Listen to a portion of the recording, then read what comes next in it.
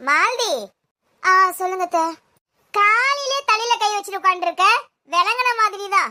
அத்தை சரியான தலைவலியத்தை என்னால சமாளிக்கவே முடியல, அதான் வந்து உட்காந்துட்டேன். என்னவோ பொசுக்கு பொசுக்குன்னு தலை வலிக்குது கை வலிக்குதுன்னு வந்து உட்காடுற.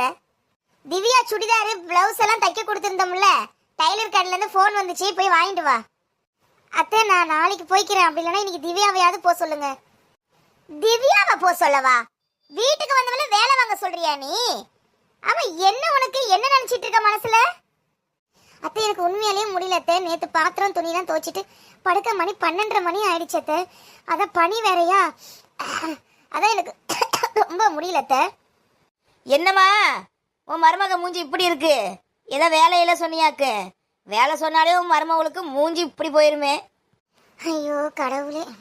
உன் பிளவுஸ் எல்லாம் தச்சிட்டாங்களாண்டி? கடையில இருந்து போன் வந்துச்சு, வாங்கிட்டு வான்னு சொன்னா தலை வலிக்குதுன்னு உட்காந்துருக்கா. அதானே பார்த்தேன், வேலை சொல்லிட்டல அப்படிதான் இருக்கும். தலை வலிக்கும், இன்னும் கொஞ்ச நேரத்துல கால் வலிக்கும். போமா, நானே போய் வாங்கிக்கிறேன். திவ்யா இருமா, நானே சாயங்காலம் போறேன், ரொம்ப தலைவலி அதான். ஐயம்மா நீங்க தலையை புடிச்சிட்டு உட்காந்துருக்காடுங்க, ஒன்னும் செய்ய வேண்டாம், நாங்க பாத்துக்கிறோம். சந்தோஷமாடி உனக்கு? வீட்டுக்கு வந்தவளை நிம்மதியா இருக்க விடாத. மாலதி, ஏமா என்னாச்சு? ஏன் இப்படி உட்காந்துருக்க? தலைவலிங்க, இப்படி ஜுரம் வர மாதிரியும் இருக்கு. சொன்னா கேக்குறியா? நைட் ஃபுல்லா தண்ணிலே நிக்கிறது, இப்போ வந்து தலை வலிக்குது காய்ச்சல்னா என்ன? சரி வா கிளம்பு, டாக்டர் கிட்ட போவோம். இல்லங்க டாக்டர் எல்லாம் வேணாம். மாலதி மாத்திரை போடு, ஊசி போட்டாதான் கரெக்டா இருக்கும், வா. ஒண்ணும் வேணாங்க, இன்னும் ஒரு 1/2 மணி நேரம் தூங்க விட்டா போதுங்க. என்னம்மா? ரெஸ்ட் இல்லைங்க, அதான் அப்படி இருக்கேன். தூங்குனா சரியா வந்துடும். சரி நீ படுத்துக்க, அதுக்கப்புறம் நான் வந்து எழுப்புறேன். நீங்க கரெக்டா 1/2 மணி நேரம் கழிச்சு எழுப்பி விட்டுருங்க, வேலை வேற இருக்கு. லூசாடி நீ, உடம்பெல்லாம் இப்படி கொதிக்குது, இந்த காய்ச்சலோட வேலை செய்ய போறியா? படு, நான் பாத்துக்கிறேன். ஐயோ ப்ளீஸ்ங்க, என்ன டென்ஷன் படுத்தாதீங்க, கரெக்டா 1/2 மணி நேரத்துல எழுப்பி விடுங்க. சரி படு. மண்டடி வலிக்காம பாருண்டி, பேரு பார்க்க தெரியுதா? ஆமா.